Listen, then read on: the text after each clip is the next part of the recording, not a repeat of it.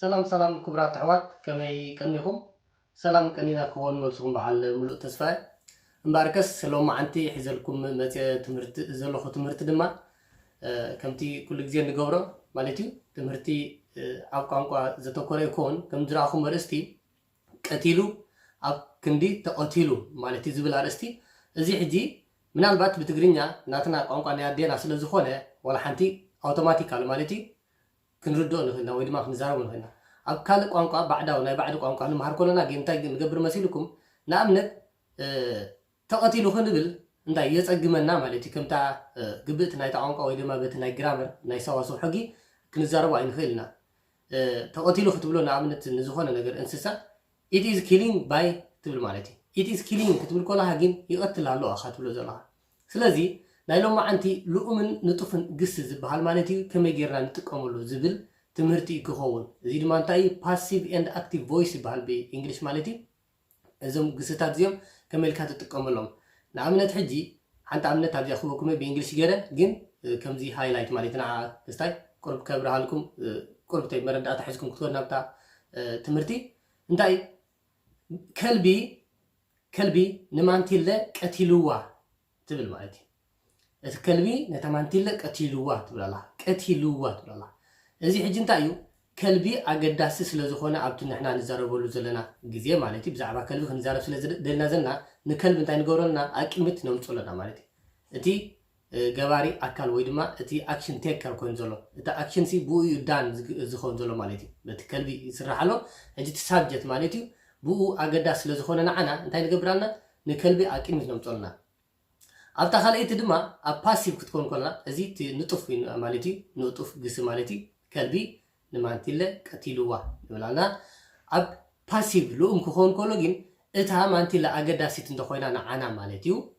بزعبا مانتيله خنزاربتنا تا مانتيله نقدمينا بتمل حساباتنا نمصا سلازي تازموتت مانتيله انت نغبرا اتا مانتيله بخلبي تقتيلا نبلانا قتيلا زي كونه تقتيلا باسيف يخورال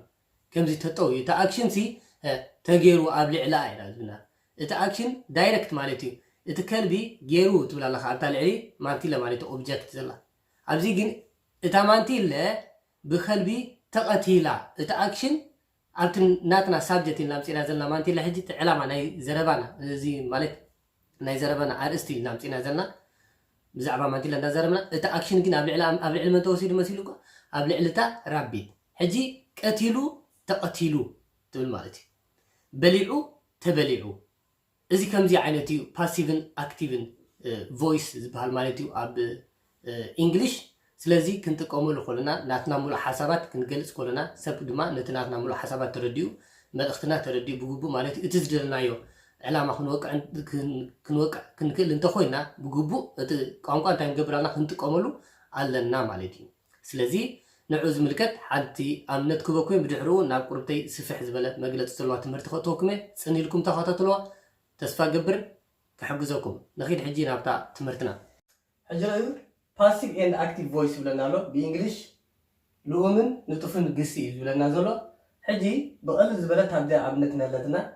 the dog killed the rabbit له حجي أبزي active على ذا full sentence ذا ملو حسابات زياد active نونتا كوينا تينا dog على نستا kill تما أبا خلون تاي relationship انتاي مالت straight forward ويدما direct نالا نابزي نسوم انتاي سلازو خلنا نابزي dog ويدما تا active كوين زولو sentence تينا إذ dog كنزاربولو أبزي حجي مالت نزاربولو زنا بزعبات خلبي نزارب انتالينا مالتي اتناتنا زرباسي ويدما تناتنا علال نكلبي انتاي زقبرة tension ويدما target زقبرة علامة زقبرة مزخون نكلبي إنا نزاربولو انتاي شو انتاي نقبر اتخلبي انتاي قيرو إنا نبزنا اتخلبي بمن يتوجه ويدما ترابيسي بمن يتقتل عن تلا نعملت بفاسيب سنحو انتاي نقول اتخلبي كم زقتل آخر نقول كنا ويدما اتخلبي انتاي كم زقبرة أقدر اسم زخون نعنا እዚ ናትና ሳብጀክት ናይታ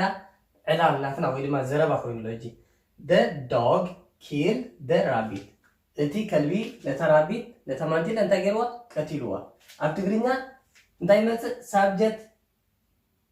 ኦብጀክት ቨርብ ይመጽእ ንኣብነት ከልቢ ንማንቲለ ቀቲልዋ እዩ ትግርኛ ኣብዚ ግን ሳብጀክት ቨርብ ኦብጀክት እንታይ ከልቢ ቀቲልዋ ንማንቲለ ኮይኑ ብእንግሊሽ ማለት እዩ እቲ ናይ እንግሊሽ ግራመር ማለት እዩ እቲ ሩል እዩ ከምዚ ስለዚህ ዝተፈላለዩ ዓይነት ሩልስ ኣለዎ ዝተፈላለዩ ዓይነት ቋንቋታት ማለት ገለ እዚ ዝመጽእ ገለ እዚ ማእኸል ዝመጽእ ገለ ድማ እዚ ኣብ ማእኸል ዝኸውን ኣሎ ድሕሪ ሳብጀክት ማለት እዩ ስለዚህ ኣብዚኣ ግን በንጻሩ እዛ ራቢት ኣብ መገዲ ሞይታ እንተፀንሓና ነርና ብዛዕባ እዛ ራቢት ክንዛረብ እንተኮይና ማለት እዩ ወይ ድማ እንታይ ከም ዘጋጠመ ኣብ ልዕሊ እዛ ራቢት ክንብል እንተኮይና ኣብ መገዲ ወዲቓ ፀኒሓትናላ ሞይታ ማለት እዩ ሕጂ እንታይ ኢና ንብል ዘለና ዋይ ማንቲለ ኣብዚ ተቐቲላ ንህለት ትብል ማለት እዩ ተቐቲላ ንብል ኣለና ሕጂ እንታይ ብዛዕባ እንታይ ኢና ንዛረብ ዘላ እታ ራቢት እንታይ ኮይናላ ኣብቲ ሳብጀክት ረሲቭ ትገብር ነበርቲ ኣክሽን ኣብዚ እንታይ ትገብራላ ማለት እዩ እቲ ቀንዲ መዛረብ ናትና ኮይና ከም ሳብጀክት ኣብ ቅድሚ ትመፅእ ሽዑ እንታይ ንብላ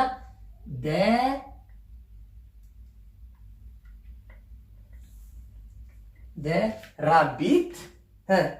ሕጂ ናብ ፓሲቭ ክንቀይሮ ከለና እንታይ ንገብር ማለት እዩ ኣበይ ከተፈፂሙ እዚ ሲምፕል ፓስት ኣለና ፓስት ፓስት ሲምፕል ኣለና ማለት እዚ ናይ ሕሉፍ ኣለና ፓስት ተንስ ኮይኑ ዘሎ ማለት እዚ ኪል ጥራሕ ኢልና ኣሎ እዚ ሲምፕል ፓስት ኮይኑ ኣሎ the rabbit was is ሓንቲ ራቢት ስለዝኾነ is ትወስድ ኮይና ኣብ ሁሉ ኣብ ሕሉፍ ከንታይ ትኾን ማለት እዩ was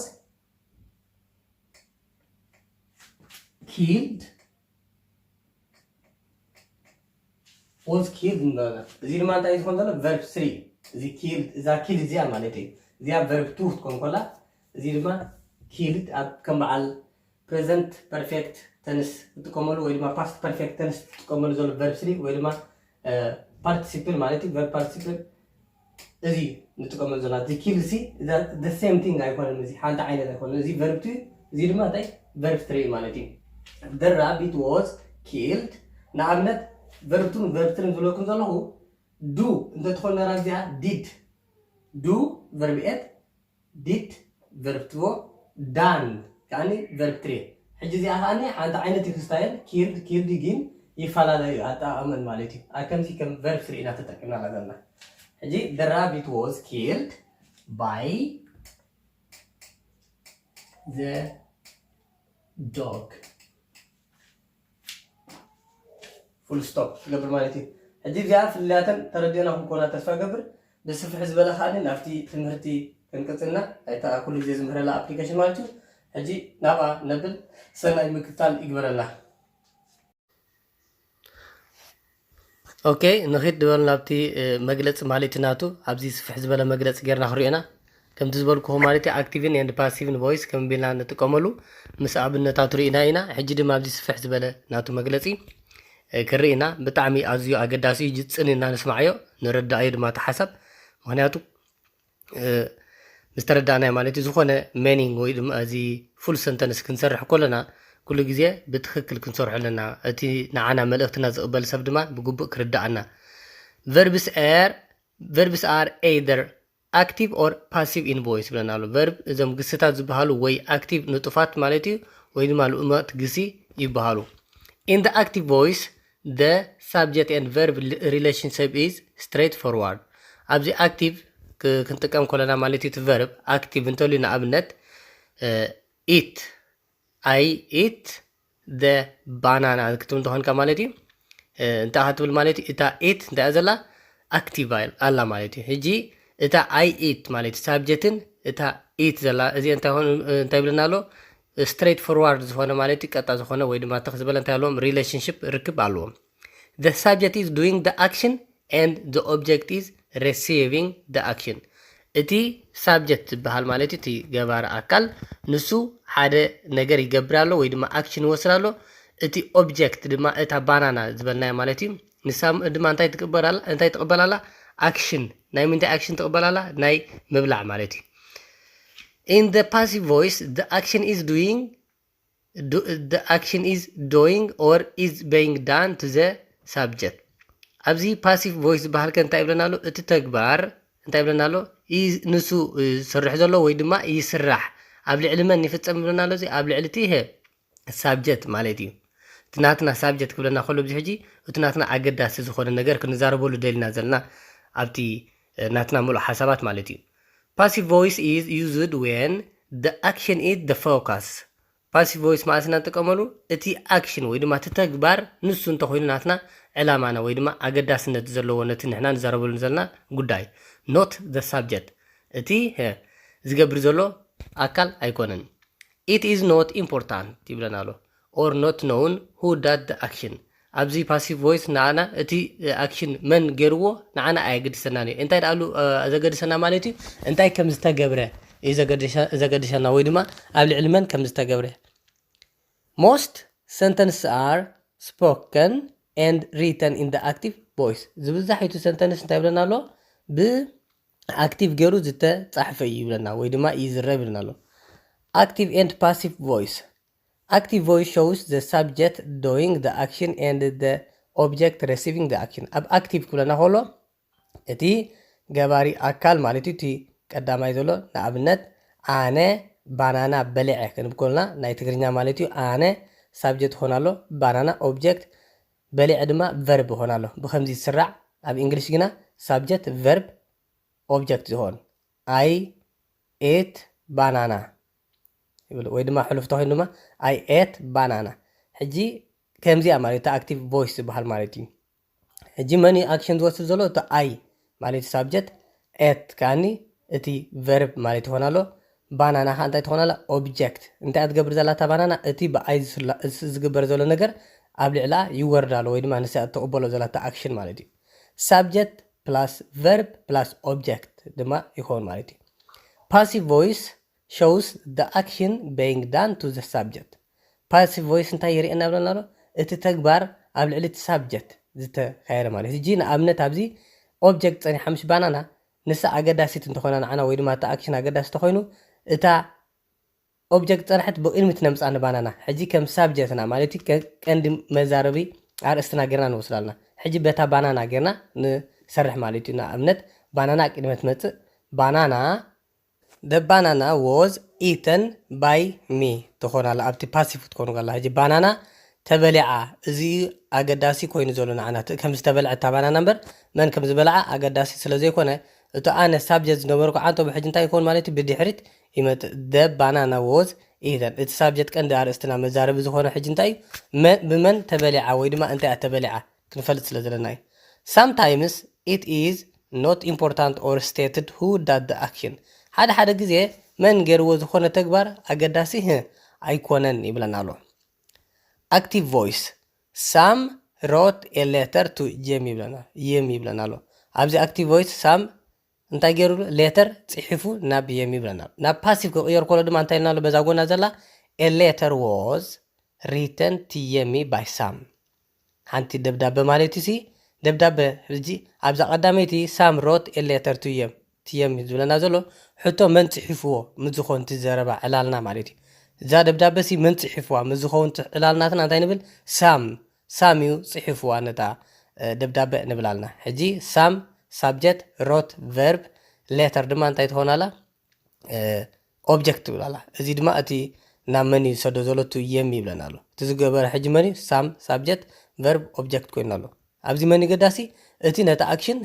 ወይ ድማ ተግባር ዝወሰደ አካል እዩ ኣብዚ ክትሰጋገር ከለኻ እዛ ደብዳቤ ብመን ተጻሒፋ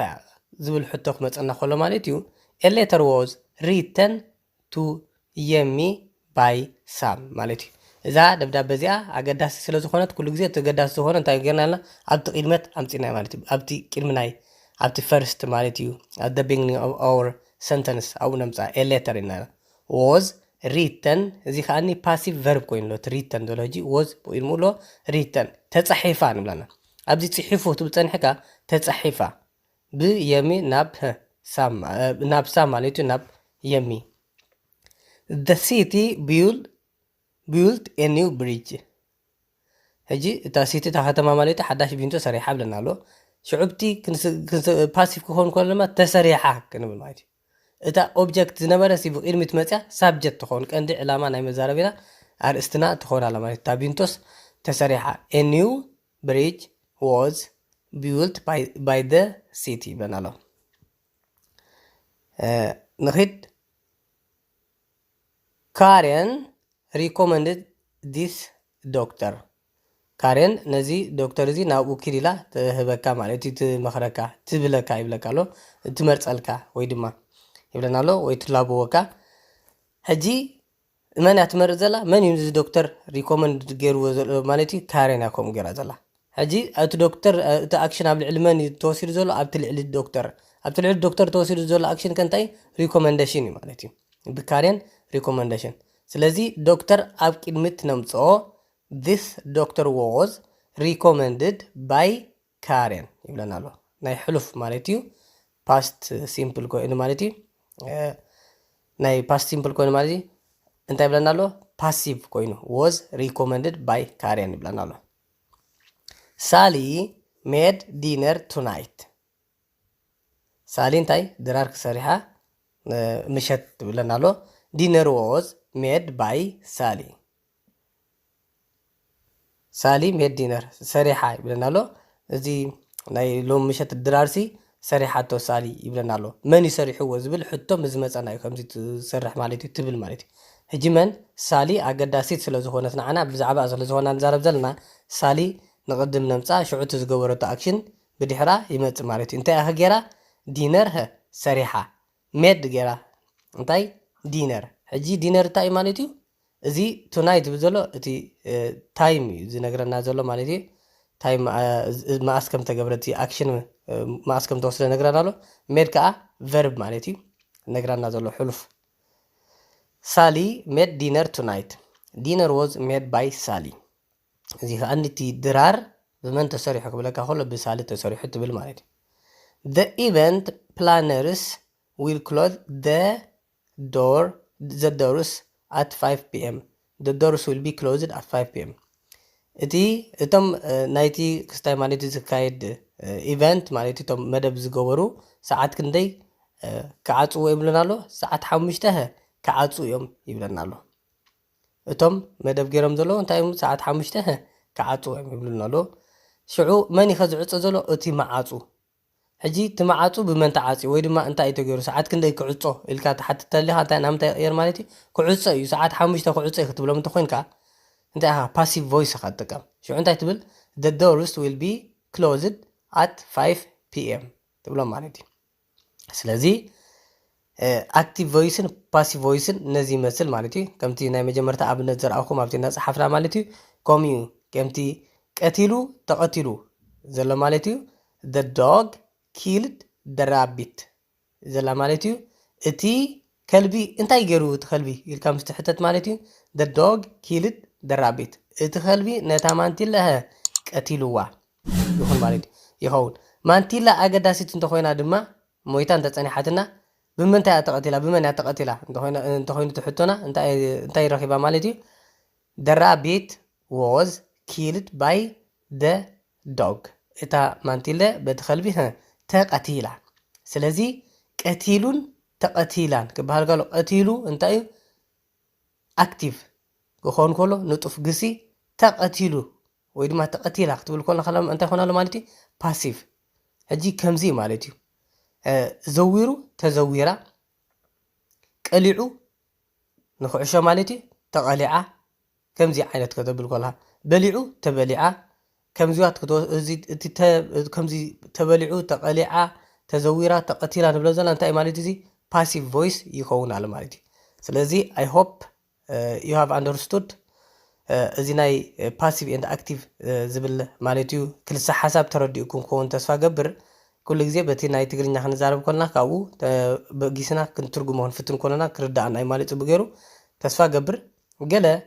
ነገር ሒዝኩም ክትሉ መሰረታዊ ዝኾነ ማለት እቲ ቤዚክ ዝኾነ ብድሕሪ ዝኾነ ሕቶታት ተልዩኩም ድማ ኣብ ፌስቡክ ወላ ሸር ክብለ ኣብኡ ይራኸበና ሰሰናይ ዘበለ ንዓኹም